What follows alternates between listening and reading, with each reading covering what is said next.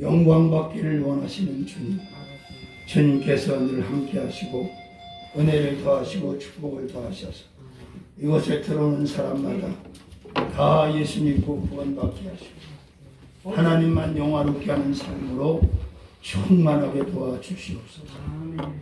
특별히 또 아버지 이전 감사 예배를 통해서 하나님의 영광이 크게 드러나게 하시고 하나님의 뜻과 섭리를 잘 깨닫고 수용하여 하나님의 뜻을 이루어드리는 귀한 재단이 되게 해 주옵소서.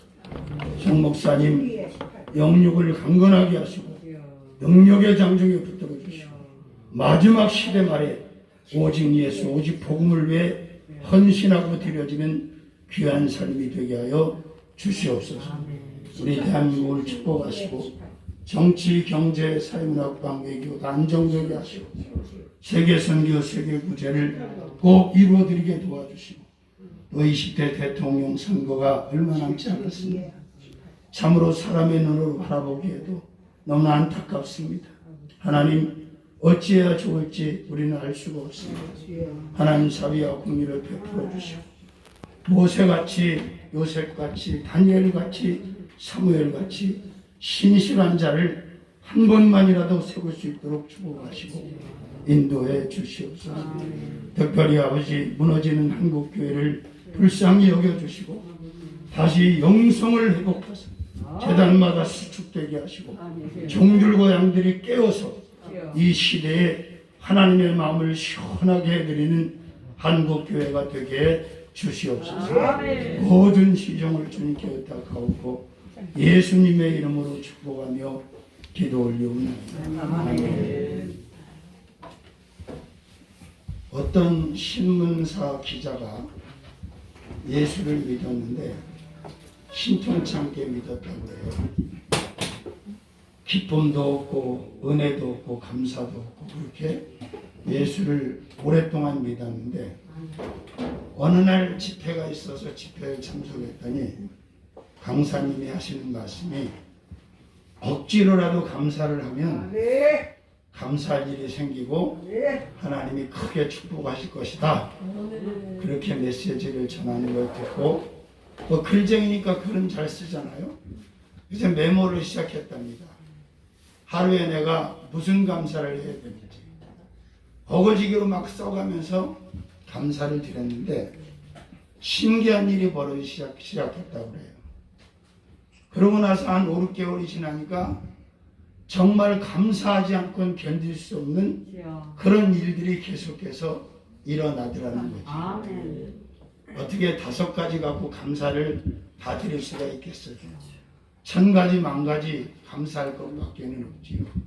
근데 참 신기한 것은 동양인보다는 서양인이 훨씬 더 감사가 넉넉하고 감사가 풍성합니다.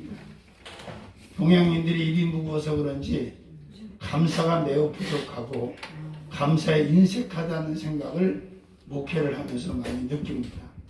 그래서 우리도 늘 하나님 앞에 감사하는 삶을 살아야 되는데 특별히 오늘 또 이전 감사 예배를 드리면서 하나님 앞에 기도하는 가운데 귀한 말씀을 주셔서 잠시 전하면서 은혜를 나누고자 합니다. 아멘. 자, 5가지 감사라는 제목의 말씀을 정리를 했는데 첫 번째로는 허락하심에 대한 감사입니다. 아멘. 이전을 하나님께서 허락해 주시지 않았다면 이전은 불가능했을 것이다 라고 말씀드릴 수밖에 없지요. 참새 한 마리도 하나님이 허락하지 않으시면 떨어지지 않는다고 했는데 하나님의 결재가 있었기 때문에 하나님의 허락하심이 있었기 때문에 이제 하늘반석 교회가 이곳으로 이전할 수 있었다는 것을 생각하면서 하나님 앞에 큰 감사와 영광을 돌리게 됩니다. 아멘. 그렇습니다. 참 인생을 살면서 저도 목회를 오래 하지는 못했습니다. 한 30년 정도 했는데 하나님의 결재를 받아서 산다는 것이 얼마나 기쁘고 얼마나 감사한지 모르겠어요. 내 마음대로 할 것도 없고 고민할 것도 없고 염려할 것도 없고 갈등할 것도 없고 번민할 것도 없고 기도해서 하나님 앞에 결제를 받아서 응답을 가지고 액션을 취하니까 인생의 딜레마도 없고 어려움도 없고 실수도 그만큼 줄어들고 너무나 감사할 수밖에 없는 거죠. 그래서 허락하심에 대한 감사가 첫 번째 감사다. 그 다음에 두 번째 감사는 인도하심에 대한 감사입니다. 하나님의 인도하심이 없이 이전 어떤 작은 일이든 큰 일이든 가능하지 못합니다. 저도 맨손 개척을 했는데 참 생각해 보면 너무너무 감사한 거예요. 예배드릴 처소가 없어서 남의 건물 위에 아파트 옥상에서 쪼그리고 앉아서 3명이 예배를 드리고 시작했는데 하나님께서 말로 다 할 수 없는 축복을 영역으로 부어주시고 영광을 받으셔서 또 그 교회가 모체가 돼서 여러 교회가 세워지고 여러 종들이 세워지는 걸 보면서 하나님 앞에 정말 평생 감사를 드려도 부족하다는 말씀밖에는 드릴 게 없고 또 작은 이동이든 큰 이동이든 하나님께서 인도를 해 주셔야 형통해질 수 있고 또 복이 될 수 있다고 확신을 합니다. 이스라엘 백성들을 애굽에서 인도하시는 하나님, 광야 40년의 여정을 거쳐서 젖과 꿀이 흐르는 땅으로 입성하게 되는 과정, 그리고 또 수평적인 세상에서 인도하심이 끝나는 것이 아니라 천국까지 우리를 인도하시는 그 전지전능하신 하나님 은혜에 우리는 감사와 영광을 올려드릴 수밖에 없는 줄로 믿습니다. 그래서 인도하심에 대한 감사, 우리 송 목사님을 이것을 인도하신 분은 하나님이신 줄로 믿습니다. 그래서 감사를 드리지 않을 수가 없다는 거죠. 자, 세 번째 감사는 도와주심에 대한 감사입니다. 그렇습니다. 이사야 41장 10절에 기록한 말씀처럼 내가 너를 도와주리라. 굳세게 하리라. 나의 의로운 오른손으로 붙들어 주리라. 그렇게 말씀하고 계신데, 그래서 시편 146편 1절에서 5절에 시인은 그렇게 고백하지 않습니까? 도홀림이 없는 인생들과 방백들을 의지하지 마라. 그냥 호흡이 끊어지면 당일에 흙으로 돌아갈 뿐이다. 아무것도 아니다. 그렇습니다. 하나님께서 도와주셔서, 예수님께서 도와주셔서, 성령님께서 도와주셔서 이 이전이 잘 이루어지고 또 우리 하나님 앞에 귀한 예배를 드릴 수 있게 된 것을 생각할 때 또 머리 숙여 감사하지 않을 수가 없는 거죠. 그렇습니다. 사람 바라보고 물질 명예 권세를 도움으로 생각하면 늘 부끄러움 당하고 어려움 당하고 그렇습니다. 사역을 하면서 참 저도 감사했던 게, 야, 하나님이 이렇게 도우시는구나. 이렇게도 도우시는구나. 그러니까 뭐 하나님 앞에 도움을 받으면 또 부담도 없지 않습니까? 무슨 부담이 있어요? 아버지한테 도움을 받는. 그것이 뭐 사람의 도움이든 물질적 도움이든 영적인 도움이든 육적인 도움이든 환경적 도움이든 부끄러울 것도 없고 부담스러울 거 없지요. 왜? 아버지께서 도와주시니까 자녀 입장에선 그 도움받는 것이 너무나 편안하고 또 감사를 드리게 되는 줄로 믿습니다.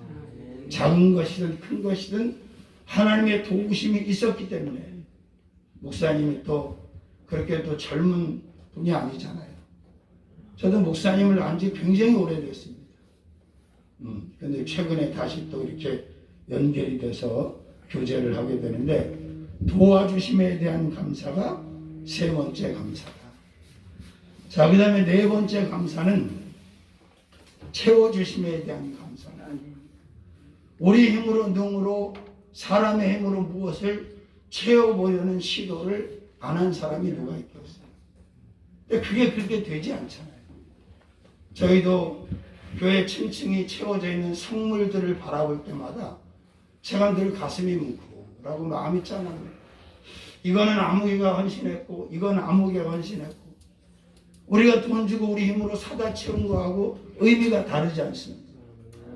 하나님의 사람들이 하나님을 사랑하는 마음으로 하나님의 은혜를 충만히 입고 채우는 것들, 다 그곳에는 하나님의 은혜와 사랑이 있고 또 성도의 헌신이 있고 또 동역자들의 귀한 축복이 있었음을 고백하지 않을 수 없는 거지요. 그렇습니다. 장소는 적지만 뭐 없는 것 없이 좋은 곳으로 다 채워 놓으셨네요. 저도 처음 와봤는데 얼마나 감사한지.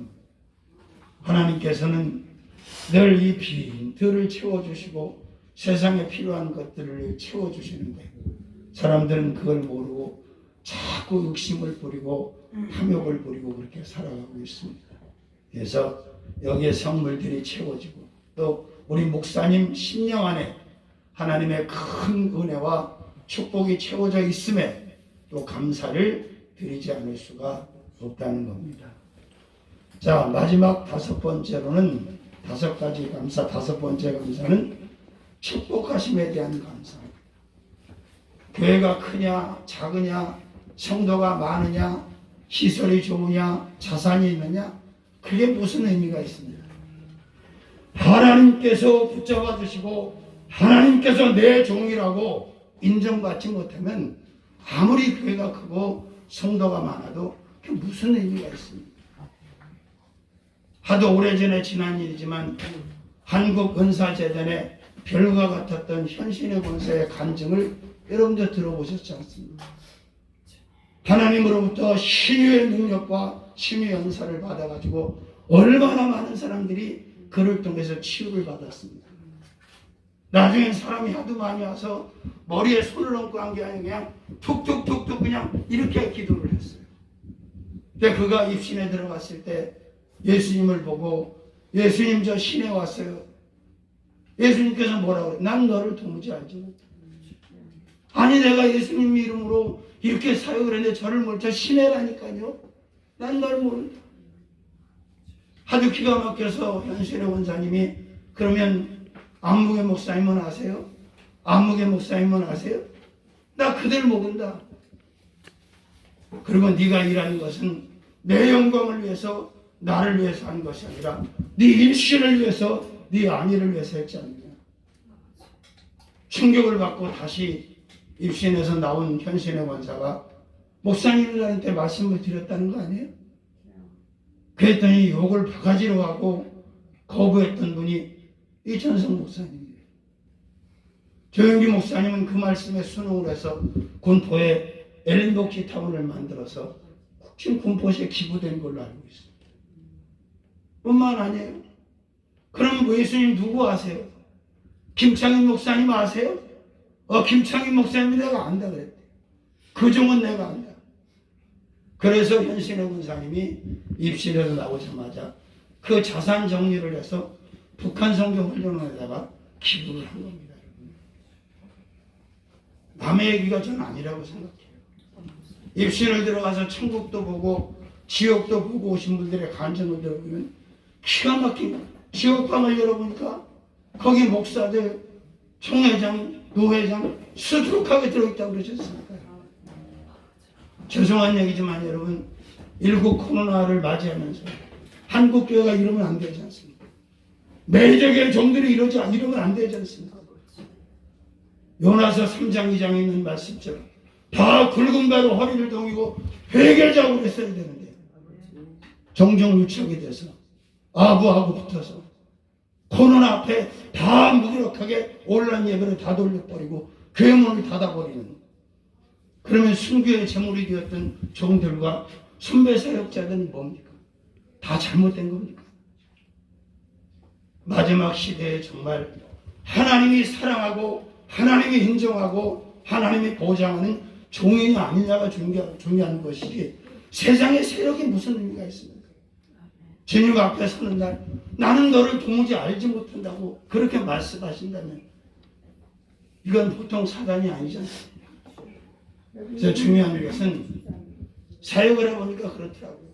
성도가 많아질 때도 있고 적고. 그래서 제가 이 온라인 예배를 드리자고 나이를 치기가 초기에 무슨 생각이 들었냐면 내가 여기서 온라인 예배를 드리고 교회 문을 닫으면 내 사역에 보조개 빨간 줄 가는 것처럼 좋은 글씨가 되겠구나. 그래서 어떤 결론을 내렸냐면요. 정 안 되면 그냥 우리 가족만이라도 오프라인 예배를, 대면 예배를 끝까지 드려야 되겠다. 그래서 저도 광명시에서 리스트에 찍혔던 사람 중에 하나예요. 문학과에서. 내가 그랬어요. 내가 다른 건 웬만하면 다 들어주는데 국가에서 시에서 법을 지키라고 하는 거 받아들이는데 이거는 내가 당신들의 말을 들을 수가 없다. 왜? 예배는 하나님께서 결제하셔야 가능. 내가 하나님께 여쭤봐서 드리지 말라고 하면 온라인 예배로 돌리라고 하면 내가 돌린다. 그러나 그런 응답은 안 하시리라고 저는 믿습니다. 그리고 우리가 혼선에 빠질 때가 많고 혼란에 빠질 때가 많은데 생각 정리가 돼야 되는 게 뭐냐. 전도하고 선교하고 구제하는 거 중요하죠. 그러나 재단에서 예배가 상달되지 않냐고 예배를 상달시키지 못한 상태 전도와 구제와 봉사가 무슨 의미가 있습니까? 히브리서 11장에 나와 있는 말씀처럼 3절 4절 5절에 아벨은 가인보다 더 나은 제사를 드림으로 하나님께 의로운 자라는 증거를 받았다고 그랬어요. 그래서 제가 성도들 대신 그렇게 말합니다. 가인보다 더 나은 제사를 하나님께 드리지 말고 아벨보다 더 나은 제사를 하나님께 예배를 드리자. 예배가 올려져야, 예배가 상달돼야 다른 것이 다 되는 거다. 아멘. 하나님께서 우리를 예배자로 세우셨지 않느냐. 그럼 예배를 없애고 예배를 스스로 중단한 이보다 무서운 문제가 어디냐. 예배 드려야지. 교회, 성물 다. 예배를 위해서 준비한 거지. 그게 예배 안 드리면 무슨 의미가 있냐고. 저희도 하나님 은혜로 큰 건물을 개척 5년 만에 받았습니다. 늘 강조해요. 우리가 이 건물 받아서 그럼 하나님 앞에 예배 드리는 공간 아니면 이게 무슨 의미가 있냐 이까지. 그래서 중요한 것은 크고 작은 것, 시설이 좋으냐 나쁘냐, 성도가 많으냐 적으냐 그 의미가 없다고 생각해요. 진짜 중요한 것은 하나님이 인정하고 하나님이 사랑하는, 하나님이 보장하시는 그런 종이 되는 것이라고 믿어 의심치 않습니다. 아멘. 그래서 우리 목사님이 저 연세에 웬만한데 다 퇴출될 나이죠, 솔직히. 스스로 나가지요, 그렇지? 근데도 얼마나 열정과 영상과 에너지가 충만해요. 그러니 그 연세에도 지금 명퇴 안 당하고 이렇게 현직에서 메인에서 이렇게 교회를 개척하고 이전하고 이렇게 사역을 한다는 건 그 자체가 전 축복이라고 믿습니다. 아멘. 저도 이제 뭐 63이나 됐습니다. 좀 있으면 저도 이제 제 메인에서 이제 나가려고 그래요. 왜냐하면 너무 오래 있으면 또 덜 좋아하고 나가서 이제 다른 일을 또 하나님 일을 하려고 하는데 너무 감사하죠. 그래서 5가지 감사라는 제목으로 말씀을 드렸는데 5가지 감사로 어떻게 족하겠어요. 1000가지 만가지 감사할 것밖에는 없고 또 감사하는 것이 하나님의 뜻이라고 오늘 사도 바울이 본문에서 말씀을 기록했습니다. 자, 첫 번째 감사는 허락하심에 대한 감사. 이 이전을 하나님께서 허락하신, 이 예배도 하나님께서 허락하신 줄로 믿습니다. 아멘. 그 다음에 두 번째는 인도하심에 대한 감사. 하나님께서 목사님을 인도하셔서 이곳에다 교회를 또 세우게 하시고 그것이 또 감사하죠. 그 다음에 도와주심에 대한 감사. 하나님의 도우심이 아니었다면 어떻게 이것을 할 수가 있겠어요? 불가능하지요. 그 다음에 채워주심에 감사. 어디 뭐 더 채울 것도 없어요. 굳이 채우려면 재정이나 채우시면 되거든요. 할렐루야. 네. 얼마나 잘 채워주셨는지. 그 다음에 끝으로는 축복하심에 대한 감사.